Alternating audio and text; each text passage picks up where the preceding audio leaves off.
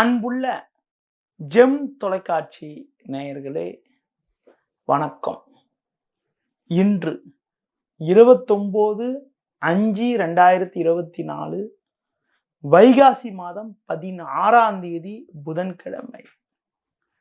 ஷஷ்டி திதி பகல் 1:40 வரை, பின்பு தேய்பிறை சப்தமி.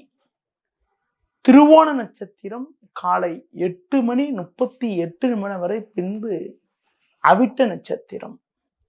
சித்தயோகம் காலை 8:38 வரை, பின்பு பிரபாலிஷ்ட யோகம். இன்று ஷஷ்டி. முருக வழிபாடு மிக மிக நல்லது. கரிநாள். சுப முயற்சிகளை தள்ளி வைப்பது நல்லது. ராவுகாலம் மதியம் 12 முதல் 1:30 வரை. யமகண்டம் காலை 7:30 முதல் 9 வரை. சுப ஓரைகள் காலை 6 முதல் 7 வரை, காலை 9 முதல் 10 வரை, மதியம் 1:30 முதல் 2 வரை, மாலை 4 முதல் 5 வரை, இரவு 7 முதல் 9 வரை, பின்பு இரவு 11 முதல் 12 வரை. இனி இன்றைய கிரக நிலை. மேஷராசியில் புதன், ரிஷபராசியில் சூரியன், சுக்கிரன், குரு, கன்னி ராசியில் கேது, மகர ராசியில் சந்திரன், கும்பராசியில் சனி, மீன ராசியில் செவ்வாய், ராகு. இனி இன்றைய ராசி பலன். மேஷ ராசி நேயர்களே, புதனானவர் ஜென்ம ராசியில் அமைய பெற்று 10ஆம் வீட்டில் சந்திரன் சஞ்சரிப்பதால் உங்களது செல்வம், செல்வாக்கு, பெயர் புகழ் மேலோங்கக்கூடிய ஒரு நாளாக இன்றைய நாள் இருக்கும். ஒவ்வொரு விஷயத்திலும் சாமர்த்தியமாக செயல்பட்டு ஒரு நல்ல நிலையினை நீங்கள் அடையக்கூடிய ஒரு வாய்ப்புகள் இன்றைய நாளில் உண்டு.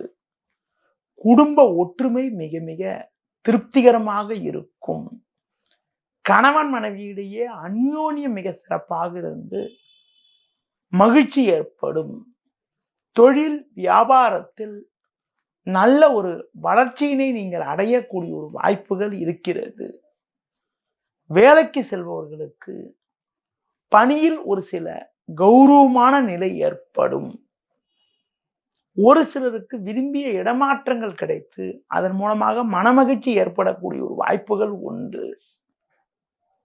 ஒரு சிலருக்கு பயணங்கள் மூலமாக ஒரு வளமான பலன்கள் கிடைக்கும்.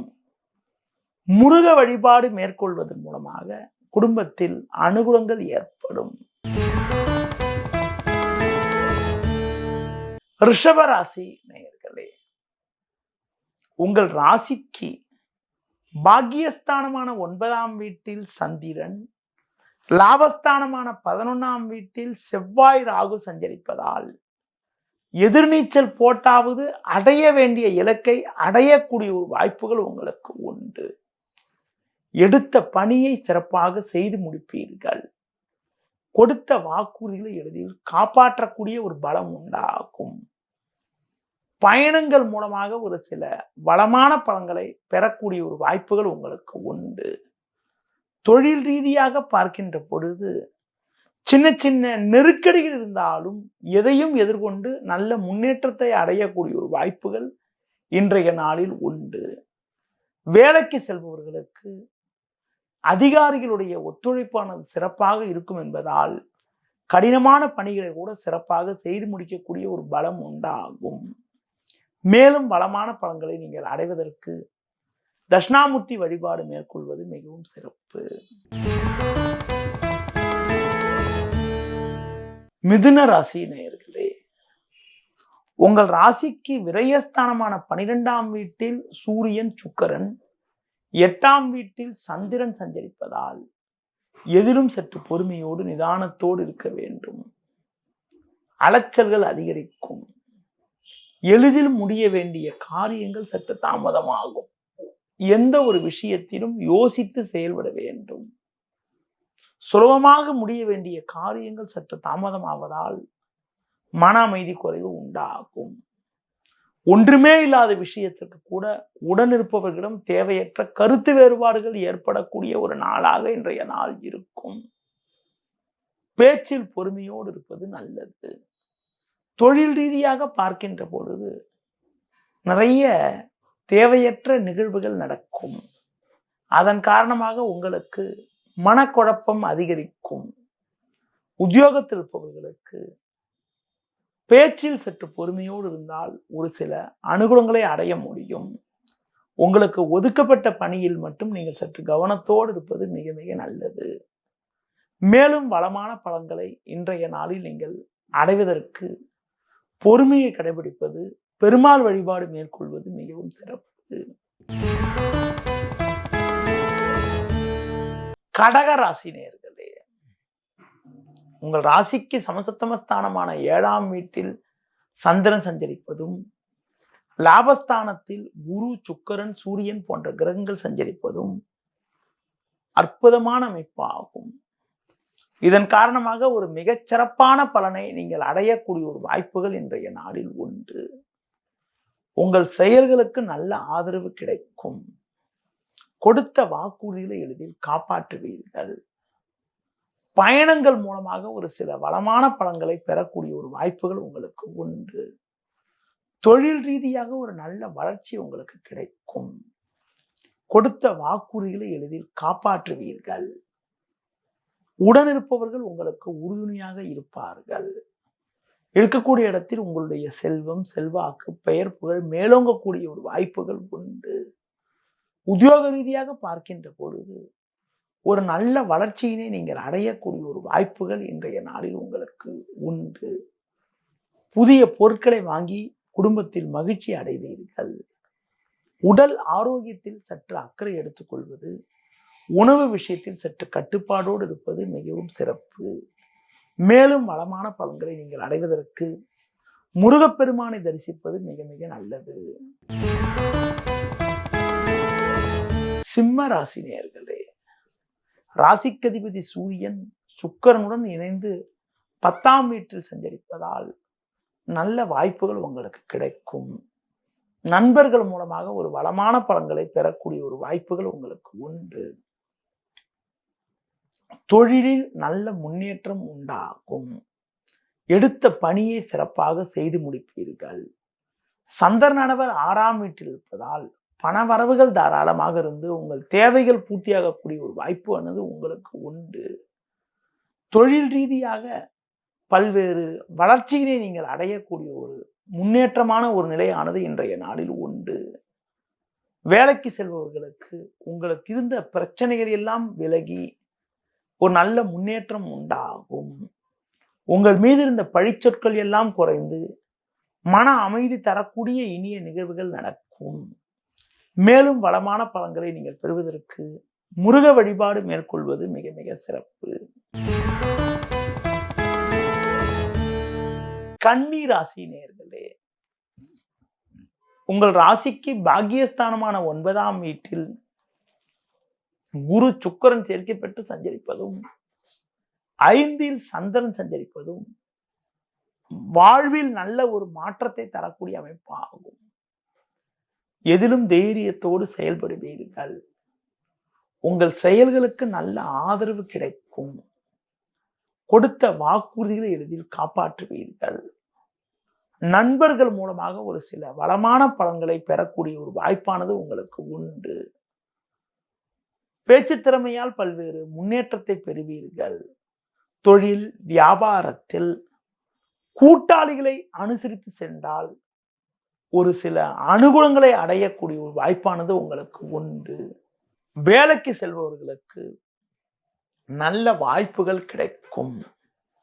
அது மட்டும் இல்லாமல் குறிப்பாக நெருங்கியவர்களிடம் பேசுகின்ற போது சற்று பொறுமையை கடைபிடித்தால் ஒரு சில அனுகூலமான பலன்களை அடையக்கூடிய ஒரு வாய்ப்பானது உங்களுக்கு உண்டு. மேலும் வளமான பலன்களை நீங்கள் பெறுவதற்கு லட்சுமி நரசிம்மரை வழிபாடு செய்வது மிக மிக நல்லது. துலா ராசி நேயர்களே, உங்கள் ராசிக்கு 4இல் சந்திரன், அட்டமஸ்தானமான 8ஆம் வீட்டில் சூரியன், சுக்கிரன் போன்ற கிரகங்கள் சஞ்சாரம் செய்வதால் எந்த ஒரு விஷயத்திலும் யோசித்து செயல்பட வேண்டும். தேவையில்லாத அலைச்சல்கள் உண்டாகும். எளிதில் முடிய வேண்டிய காரியங்கள் சற்று தாமதமாகும். கொடுக்கல் வாங்கல் விஷயத்தில் மிகவும் நிதானத்தோடு செயல்பட வேண்டும். ஆடம்பர செலவுகளை குறைத்துக் கொள்வது நல்லது. தொழில் வியாபாரத்தில் பொறுமையை கடைபிடித்தால் ஒரு வளமான பலன்களை பெறக்கூடிய ஒரு வாய்ப்பானது உங்களுக்கு உண்டு. உத்தியோக ரீதியாக பார்க்கின்ற பொழுது ஒரு சில நல்ல முன்னேற்றங்கள் உங்களுக்கு கிடைக்கும் என்றாலும் குறிப்பாக பேச்சில் சற்று பொறுமையோடு இருப்பது நல்லது. கடினமாக கஷ்டப்பட்டு உழைப்பீர்கள், ஆனால் உடனிருப்பவர்கள் உங்கள் மீது வீண் பழிச்சொற்களை சொல்லக்கூடிய ஒரு சூழ்நிலையானது இருக்கிறது. அதனால் எதிலும் சற்று பொறுமையோடு இருப்பது, முன்கோபத்தை சற்று குறைத்துக் கொள்வது மிக மிக நல்லது. மேலும் வளமான பலன்களை நீங்கள் பெறுவதற்கு குறிப்பாக சிவன் ஸ்தலங்களுக்கு சென்றுவது மிக மிக சிறப்பு. விருச்சிக ராசி நேயர்களே, உங்களுக்கு முயற்சி ஸ்தானமான 3ஆம் வீட்டில் சந்திரன், சமசப்தம ஸ்தானமான 7ஆம் வீட்டில் சூரியன், சுக்கிரன், குரு போன்ற கிரகங்கள் சஞ்சரிப்பதால் நீங்கள் நினைத்ததெல்லாம் நடக்கும். நீண்ட நாளிய பிரச்சனைக்கெல்லாம் தற்போது ஒரு நல்ல முடிவு கிடைத்து மனமகிழ்ச்சி உண்டாகும். தொழில் ரீதியாக பார்க்கின்ற பொழுது ஒரு நல்ல ஒரு வளர்ச்சியினை நீங்கள் பெறக்கூடிய ஒரு வாய்ப்புகள் இருக்கிறது. புதிய பொருட்களை வாங்கக்கூடிய யோகமானது உங்களுக்கு இருக்கிறது. நண்பர்கள் மூலமாக ஒரு சில வளமான பலன்கள் கிடைக்கும். கணவன் மனைவியிடையே ஒற்றுமையானது அதிகரிக்கும். புதிய வாய்ப்புகள் உங்களுக்கு கிடைக்கும். தொழில் வியாபாரத்தில் புதிய யுக்திகளை பயன்படுத்தி ஒரு நல்ல முன்னேற்றத்தை நீங்கள் அடையக்கூடிய ஒரு வாய்ப்பானது இன்றைய நாளில் இருக்கிறது. உத்தியோகத்தில் இருப்பவர்களுக்கு ஒரு நல்ல ஒரு வளர்ச்சியும் அதிகாரிகளுடைய ஆதரவு சிறப்பாக இருக்கக்கூடிய ஒரு நிலையும் இன்றைய நாளில் இருக்கிறது. ஒரு சிலருக்கு உடல் ரீதியாக இருந்த பாதிப்புகள் எல்லாம் தற்போது விலகி ஒரு சுமூகமான நிலை ஏற்படக்கூடிய ஒரு அமைப்பானது இன்றைய நாளில் இருக்கிறது. மேலும் வளமான பலன்களை நீங்கள் பெறுவதற்கு இன்றைய நாளில் குறிப்பாக நீங்கள் பொறுமையை பிடிப்பது, அம்மன் வழிபாடு, துர்க்கை வழிபாடு செய்வது மிகவும் சிறப்பு. தனுசு ராசி நேயர்களே, உங்கள் ராசிக்கு குறிப்பாக இன்றைய நாளில் 2இல் சந்திரன், 3இல் சனி சஞ்சரிப்பதும் 6இல் சூரியன் சஞ்சரிப்பதும் ஒரு நல்ல முன்னேற்றத்தை தரக்கூடிய அமைப்பு ஆகும். புதனானவர் பஞ்சமஸ்தானமான 5ஆம் வீட்டில் சஞ்சரிப்பதால் எதிலும் துணிவோடு செயல்பட்டு அடைய வேண்டிய இலக்கை அடையக்கூடிய வாய்ப்புகள் உண்டு.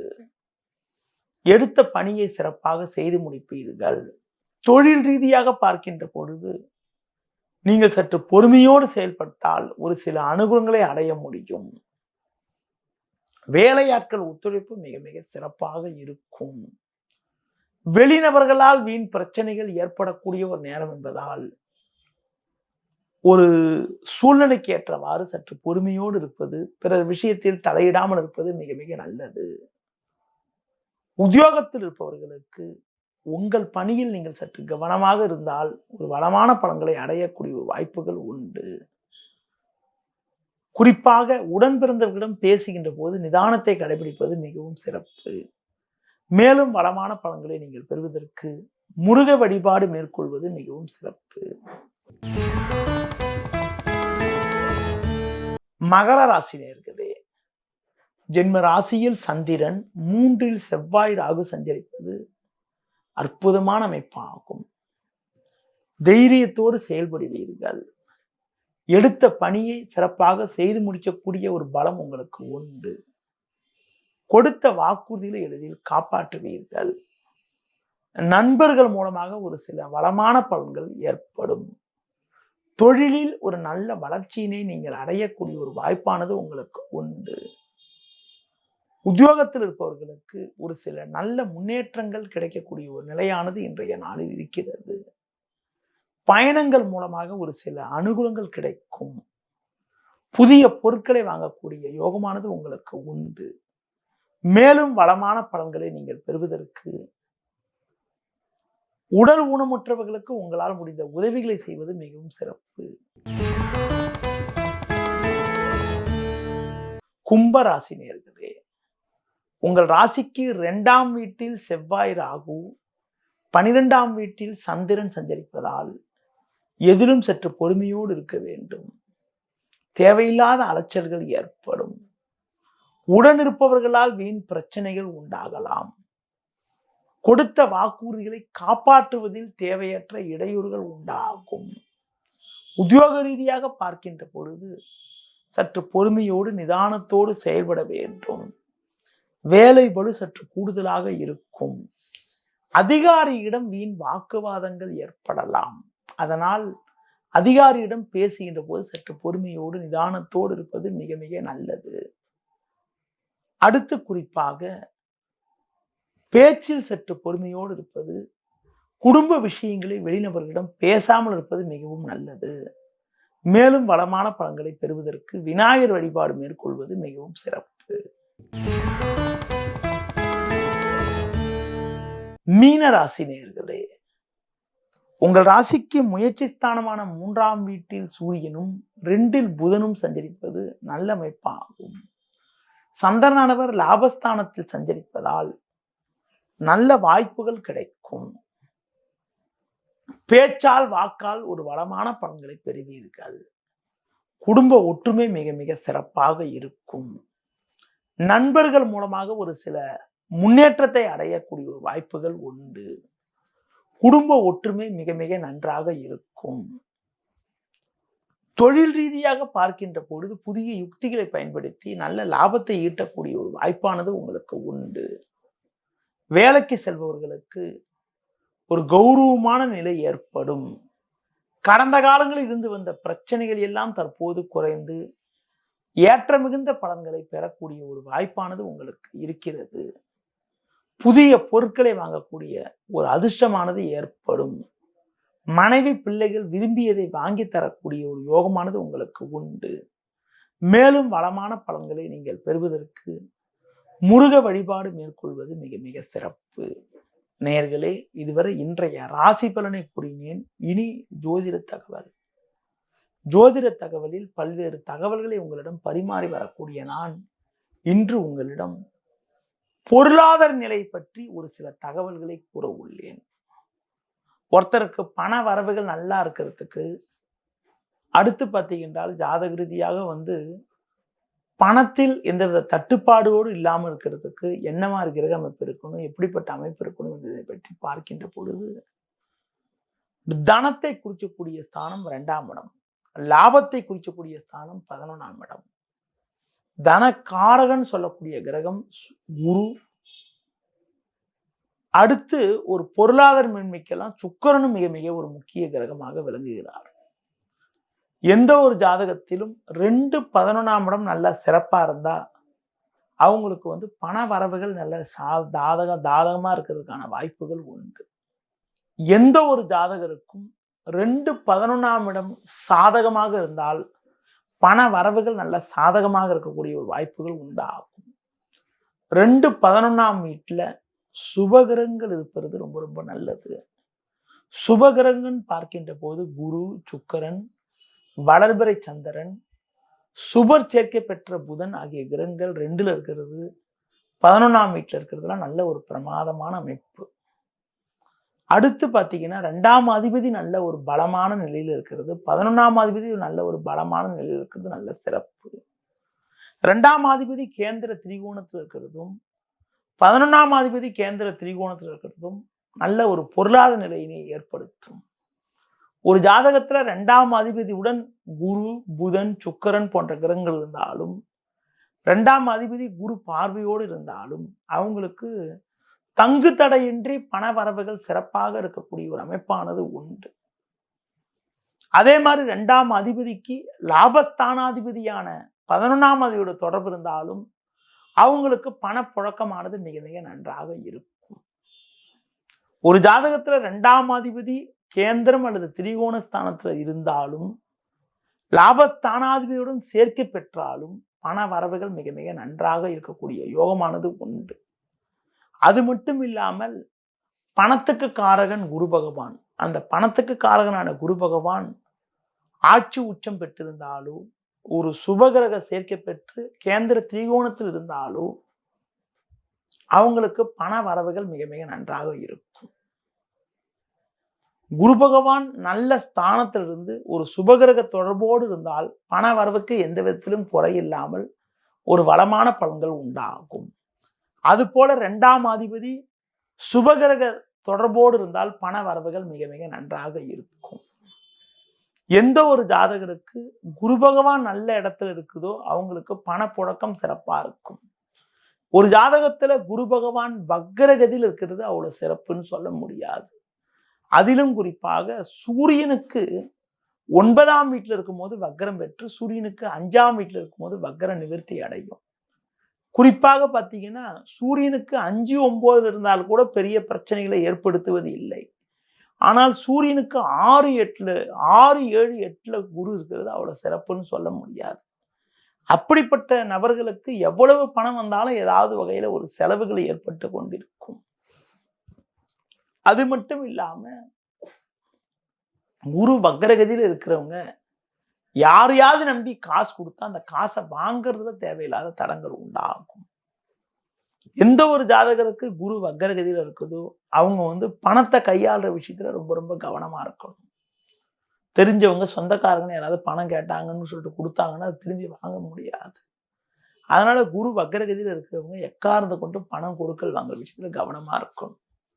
அது போல குரு ஒரு ஜாதகத்துல நீச்சம் பெற்றிருந்தாலும் குரு ஒரு ஜாதகத்துல கேது போன்ற பாவகிரக சேர்க்கை பெற்றிருந்தாலும் பண வரவில் ஒரு தேவையற்ற தடங்கல்கள், தேவையற்ற இடையூறுகள், தேவையற்ற சங்கடங்கள்லாம் ஏற்படுவதற்கான வாய்ப்புகள் உண்டு. ஒரு ஜாதகத்துல குரு பகவான் புதன் சுக்கிரன் போன்ற கிரக சேர்க்கை பெற்றாலும் புதன் சுக்கிரனுக்கு திரிகோணத்திலிருந்து 7லிருந்து குரு பார்வை புதனுக்கு சுக்கிரனுக்கு இருந்தாலும் அவங்களுக்கு பண வரவுகள், பணப்புழக்கங்கள் நல்ல சிறப்பா இருக்கிறதுக்கான வாய்ப்புகளை கொடுக்கும். ஒரு ஜாதகத்துல 2ஆம் அதிபதியுடன் உங்களுக்கு புதன், குரு, சுக்கிரன், வளர்பிறை சந்திரன் போன்ற கிரகங்கள் இருந்தால், சந்திரனை கூட விட்டுடுங்க, குரு, புதன், சுக்கிரன் இருந்தால் பண வரவுகள் நல்லா இருக்கும். சில இடங்கள்ல 2ஆம் அதிபதியுடன் சந்திரன் இருக்கும் போது சில ஏமாற்றங்கள், தேவையில்லாத கடன்கள், தேவையில்லாத சிக்கல்லாம் கூட ஏற்படுது. எந்த ஒரு ஜாதகத்துல 2ஆம் அதிபதி போய் 6, 8, 12 இருக்குதோ, 6, 8, 12க்கு அதிபதியுடன் இருக்குதோ அவங்க பணம் கொடுக்கல் வாங்குற விஷயத்துல ரொம்ப கவனமா இருக்கணும். 2ஆம் அதிபதி ஆட்சி உச்சம் பெற்றால் நல்ல சிறப்பு, கேந்திர திரிகோணத்தில் இருந்தால் நல்ல சிறப்பு. அதுவே 2ஆம் அதிபதி போய் கேது சேர்க்கை பெற்றாலோ, சனி சேர்க்கை பெற்றாலோ, ராகு சேர்க்கை பெற்றாலோ, ராகு சேர்க்கை கூட ஏதாவது ஒரு திடீர் அதிர்ஷ்டத்தை கொடுத்துருது. ஆனா கேது சேர்க்கை, சனி சேர்க்கை அவ்வளவு சிறப்புன்னு சொல்ல முடியாது. அதே மாதிரி 6, 8, 12க்கு சேர்க்கை பெற்றிருந்தாலோ, பாதகாதிபதி சேர்க்கை பெற்று 2ஆம் அதிபதி இருந்தாலோ அவங்களுக்கு கிடைக்க வேண்டிய பண வரவுகள், பணம் கொடுக்கல் வாங்கல் சம்பந்தப்பட்ட விஷயங்கள் மூலமாக தேவையில்லாத நெருக்கடிகள், தேவையில்லாத பிரச்சனைகள்லாம் கூட ஏற்படுது. அதே மாதிரி லாபஸ்தானாதிபதின்னு சொல்லக்கூடிய 11ஆம் அதிபதி கேந்திர திரிகோணத்தில் இருந்தாலோ, 11ஆம் அதிபதி குரு, சுக்கிரன், புதன் போன்ற கிரக சேர்க்கையோடு இருந்தாலோ பணப்புழக்கமானது நல்ல சிறப்பா இருக்கக்கூடிய வாய்ப்புகளும், 11ஆம் அதிபதி குரு, சுக்கிரன், புதன் போன்ற கிரக தொடர்போடு இருக்கின்ற போது, குரு, சுக்கிரன், புதன் பார்வையோடு இருக்கின்ற போது பணப்புழக்கமானது சிறப்பா இருக்கக்கூடிய அமைப்புகள் உண்டாகுது. 11ஆம் அதிபதி போய் 6, 8, 12க்கு தொடர்போடு இருந்தாலோ, 11ஆம் அதிபதி பாதகாதிபதியா இருந்தாலோ அவங்க பெரிய லெவல்ல முன்னேறதுக்கு, பெரிய லெவல்ல லாபங்களை பார்க்குவதற்கு தேவையில்லாத தடைகளும், தேவையில்லாத இடையூறுகளும் ஏற்படுகிறது. பணப்புழக்கத்தை பற்றியும் இன்றைய ராசி பலன் பற்றியும் உங்களிடம் தெல்ல தெளிவாக விளக்கினேன். மீண்டும் நாளை காலை சந்திப்போம். நன்றி, வணக்கம்.